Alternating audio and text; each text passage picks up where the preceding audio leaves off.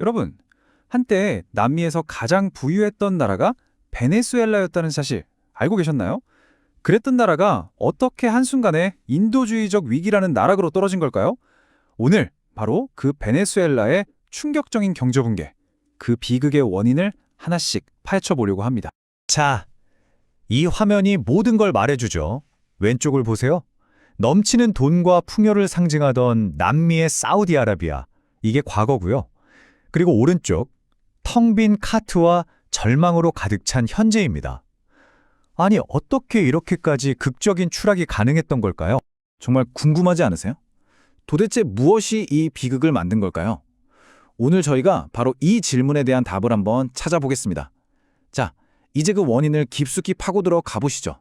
모든 비극의 시작에는요, 보통 근본적인 결함이 있기 마련입니다. 베네수엘라의 경우 그게 뭐였냐면 바로 석유라는 단 하나의 자원에 모든 걸 걸었던 아주 아슬아슬한 경제 구조였어요. 이 도표 한번 보세요. 정말 충격적이지 않나요? 국가 전체 수출 수입의 무려 96%가 단 하나, 석유에서 나왔다는 겁니다. 그러니까 나머지 모든 산업을 다 합쳐도 고작 4%에 불과했다는 뜻이죠. 이게 얼마나 위험한 구조인지는 바로 다음에 설명해 드릴게요. 경제학자들은 이런 경제를 두고 외발자전거 경제라고 부르지도 합니다. 말 그대로 바퀴가 하나뿐인 자전거 같은 거죠. 잘 달릴 때는 좋아 보이지만 그 하나뿐인 바퀴가 고장나면 어떻게 될까요?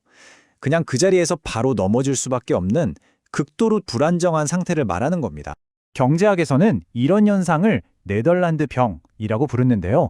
이게 뭐냐면 석유처럼 한 분야에서 너무 쉽게 돈을 벌 수 있으니까 굳이 힘들게 농사를 짓거나 공장을 돌려서 물건을 만들 이유가 점점 사라지는 거예요.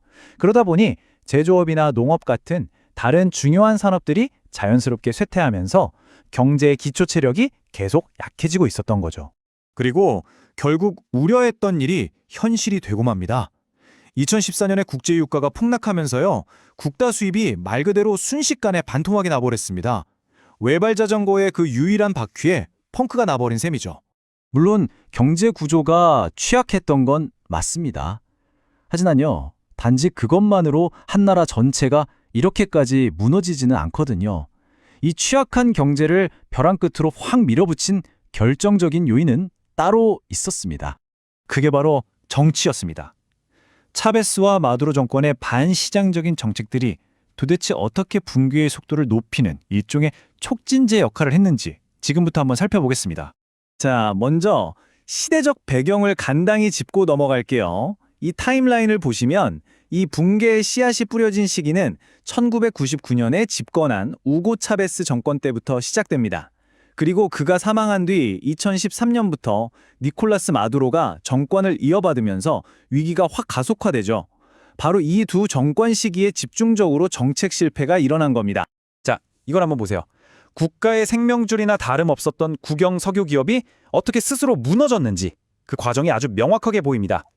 먼저 1단계, 실력 있는 전문가들을 다 해고해버립니다. 그리고 2단계, 그 빈자리를 전문성이라고는 전혀 없는 그냥 정치적인 낙하산 인사들로 채워넣어요. 오직 정치적 충성심만 보고 임명한 사람들이죠. 결과가 어땠을까요? 당연히 3단계로 이어집니다. 시설 관리는 엉망이 되고 생산량은 그냥 곤두박질 치는 거죠. 여기에 더해서 멀쩡하게 잘 돌아가던 민간 기업의 공장과 농장을 강제로 국유화하는 정책까지 펼칩니다. 개인이나 회사가 가진 재산을 국가가 그냥 강제로 빼앗아 버리는 거죠. 이 결정은 당연히 겁먹은 외국인 투자자들을 모두 쫓아내는 결과를 낳았고요.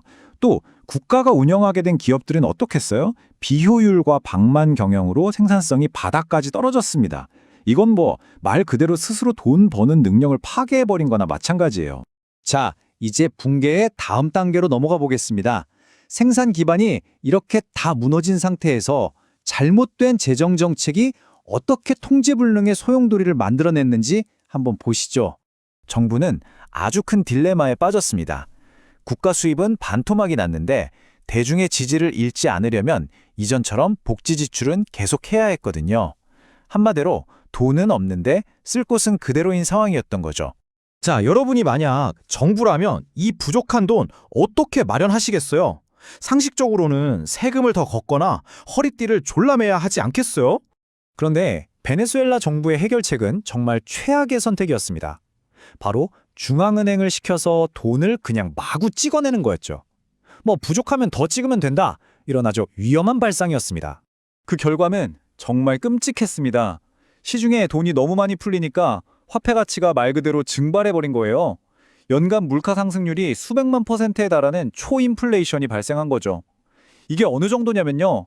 어제 빵 한 개 사던 돈으로 오늘은 빵 부스러기 하나도 살 수 없게 된 겁니다. 돈이 사실상 휴지 조각이 돼버린 거죠.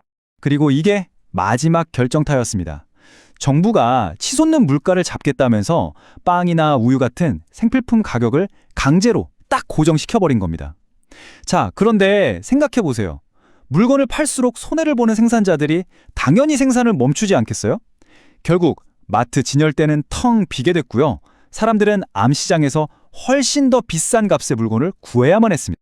자, 지금까지 베네수엘라의 붕괴 과정을 쭉 살펴봤습니다. 이 비극적인 이야기는 우리에게 정말 중요한 교훈을 남기는데요. 붕괴를 불러온 4개의 도미노를 한번 정리해 보겠습니다. 이게 바로 파멸의 레시피입니다. 첫째, 석유라는 단 하나의 바퀴에만 의존했던 취약한 경제 구조. 둘째, 정치적인 논리로 국가 핵심 산업을 망가뜨린 정책 실패. 셋째, 부족한 돈을 그냥 찍어내서 해결하려고 했던 무책임한 재정 운영. 그리고 넷째, 가격 통제라는 비상식적인 방법으로 시장 자체를 파괴해버린 결정. 이 4개의 도미노가 차례대로 무너지면서 나라 전체를 나락으로 끌어내린 겁니다. 그리고 이 문장이 모든 것을 아주 명쾌하게 요약해줍니다.